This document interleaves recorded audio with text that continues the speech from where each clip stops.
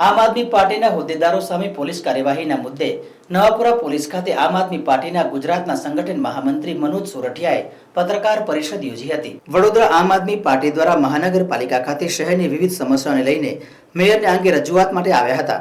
આમ આદમી પાર્ટીના મોરચાને જોઈ પાલિકાની મુખ્ય કચેરીના દરવાજા બંધ કરી દેવામાં આવતા મહિલાઓ રણચંડી બનીને દરવાજા કૂદીને પાલિકા કચેરી તરફ દોડી પડી હતી।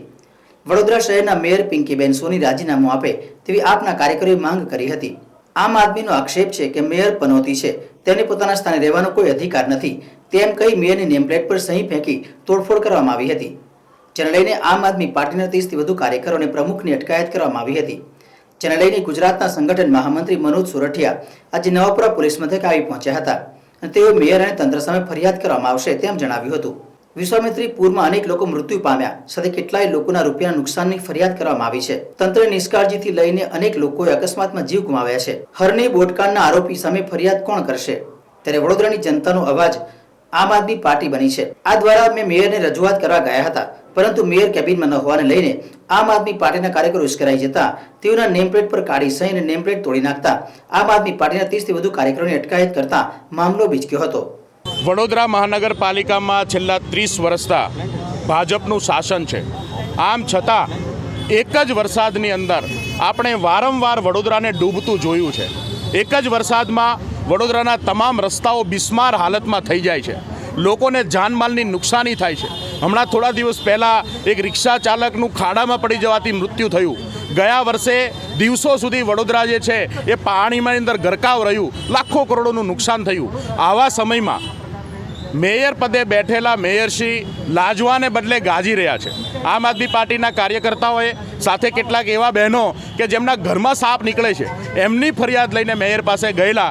એવા સમયમાં એક સામાન્ય તકતી તોડી નાખવાથી મેયરશ્રીને ગુસ્સો આવ્યો અને ગુસ્સાના ભાગરૂપે એમણે આમ આદમી પાર્ટીના કાર્યકર્તાઓ પર ફરિયાદ દાખલ કરી દઉં। હું મેયરશ્રીને કહેવા માગું છું કે વડોદરાના કરોડો રૂપિયાનું જે નુકસાન થયું છે એના પર ફરિયાદ કોણ દાખલ કરશે? હમણાં જે લોકો મૃત્યુ પામ્યા છે એ બાબતે માનવ વધનો ગુનો નોંધવો જોઈએ, એની પાછળ જવાબદાર લોકો જેલમાં હોવા જોઈએ, એ ફરિયાદ કોણ નોંધશે? તમે તમારો ગુસ્સો આમ આદમી પાર્ટીના કાર્યકર્તાઓ પર કાઢો છો। આમ આદમી પાર્ટીના કાર્યકર્તાઓ બહાદુર કાર્યકર્તાઓ છે, એમને તમારી જેલ અને તમારા દંડાથી ડરતા નથી। વડોદરાના અવાજ માટે, વડોદરાના પ્રશ્નો માટે આમ આદમી પાર્ટી લડતી આવી છે ને લડતી રહેશે। હું મારા કાર્યકર્તાઓને વંદન કરું છું કે એક સમયે જ્યારે ભયનું વાતાવરણ છે, ભાજપ સામે કોઈ બોલવા તૈયાર નથી, એવા સમયમાં આમ આદમી પાર્ટીના કાર્યકર્તાઓ તમામ યાતનાઓ, તમામ દમનની સામે લડી રહ્યા છે। આજે વડોદરાની અંદર એવી પરિસ્થિતિનું નિર્માણ થયું છે કે વિશ્વામિત્રી સફાઈ અભિયાનની અંદર એકના એક કામ માટે સિંચાઈ વિભાગ અને વડોદરા કોર્પોરેશનને પૈસા ચૂકવા છે। 50થી વધારે કરોડ રૂપિયા આ ખાઈ જવાવાળા શાસકોની સામે ફરિયાદ ક્યારે થશે? આ પાછળ જવાબદાર લોકો કોણ છે?